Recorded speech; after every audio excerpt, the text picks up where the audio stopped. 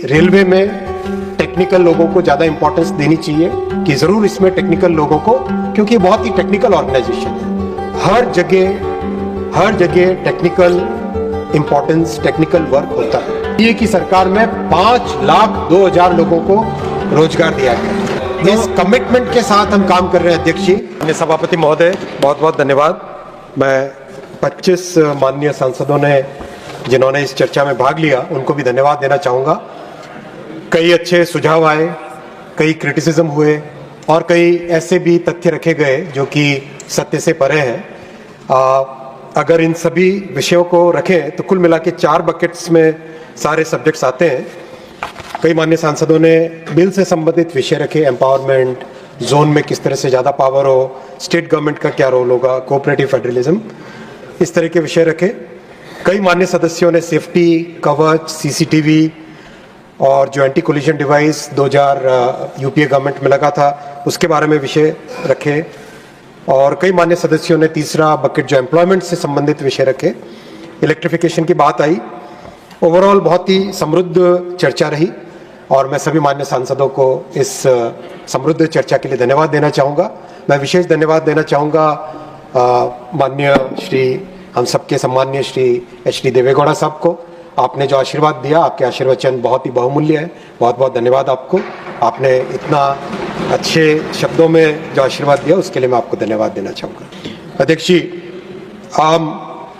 अगर हम एम्प्लॉयमेंट की बात करें, एम्प्लॉयमेंट में मैं बहुत स्पष्ट तौर पे बताना चाहूँगा, कई मान्य सांसदों ने आज कहा कि एम्प्लॉयमेंट के लिए, रिक्रूटमेंट के लिए कुछ नहीं किया गया।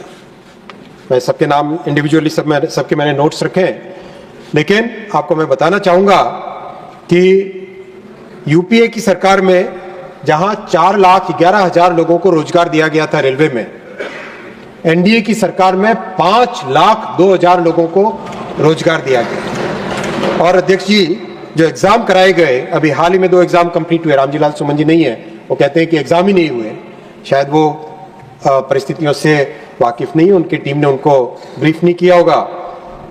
एक एग्जाम था, ग्रुप डी का एग्जाम, 1,26,00,000 कैंडिडेट्स उसमें बैठे, 68 दिन तक एग्जाम चला, 133 शिफ्टों में एग्जाम हुआ, 211 शहरों में 726 सेंटर्स में एग्जाम हुआ, 15 भाषाओं में, 15 लैंग्वेजेस में ये एग्जाम हुआ।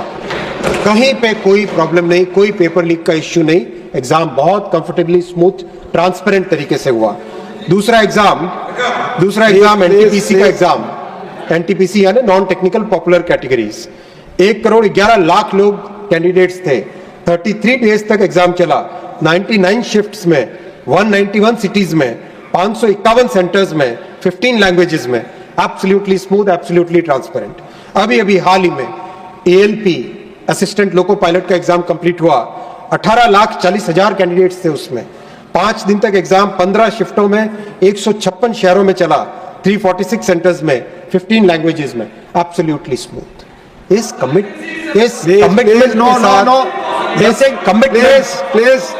कमिटमेंट के साथ हम काम कर रहे हैं। अध्यक्ष जी, सभापति महोदय, इस कमिटमेंट के साथ काम कर रहे हैं और इस कमिटमेंट को बरकरार रखेंगे। कंप्लीट फोकस के साथ रेलवे के एम्प्लॉइज की ट्रेनिंग, कैपेसिटी बिल्डिंग की बात भी आई।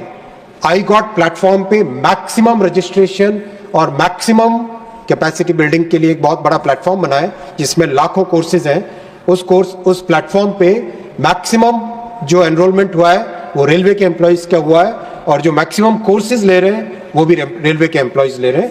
उनको लगातार ट्रेनिंग दी जा रही है, लगातार कोर्स करिकुलम को अपडेट किया जा रहा है और जितना हो सके प्रैक्टिकल कोर्स को रखा जा रहा है।